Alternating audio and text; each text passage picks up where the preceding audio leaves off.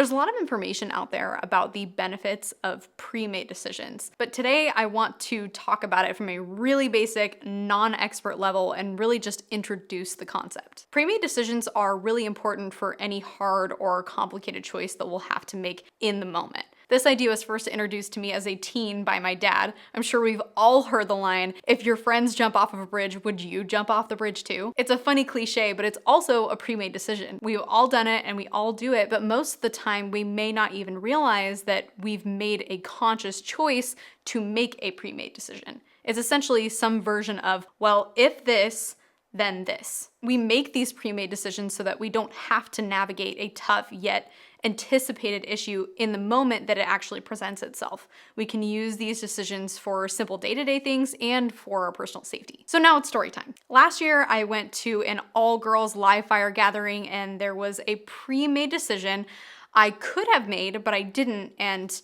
I honestly really regretted it for a while afterwards. I pulled up to the bay and heard that the live fire portion had already started, so I went ahead and put on my eye and ear protection before getting out of the vehicle. I didn't know any of the girls there. I was specifically going in hopes to make new friends after having relocated to the area just a few weeks before. I met the range safety officer and she told me to go ahead and head over to the line.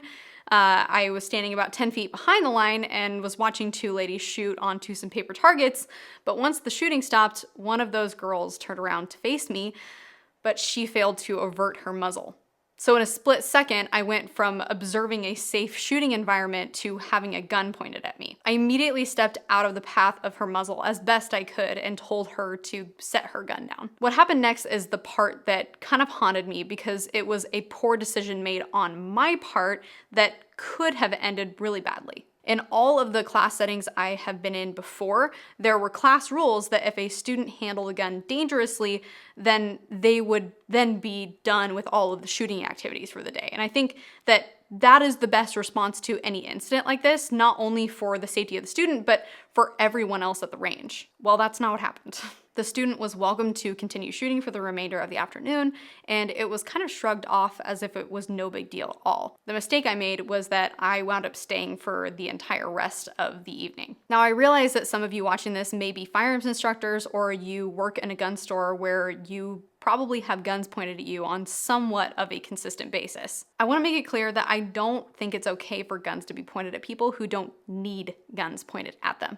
So for me, a student, to have a gun pointed at me by another student and having nothing done about it was a pretty huge deal. I didn't have a pre-made decision for this kind of circumstance. I knew what to do in order to avoid having a gun pointed at me, and I knew to step offline when it did in fact happen, but what I didn't have a pre-made decision for was what I would do if the incident wasn't addressed by the instructor or the range safety officer. So I stayed even though the student and the instructor had shown me that safety was not going to be a priority on that range. Now, of course, I have a pre-made decision for that exact incident. If something like that were to ever happen again, I would give myself no choice but to leave. It doesn't matter the monetary or time investment I've made in order to be there. I've decided ahead of time now that I cannot be on a range where safety is not the number one priority. The risks are just too high. So with that in mind, what can I take away from that experience? What can you guys take away from that experience?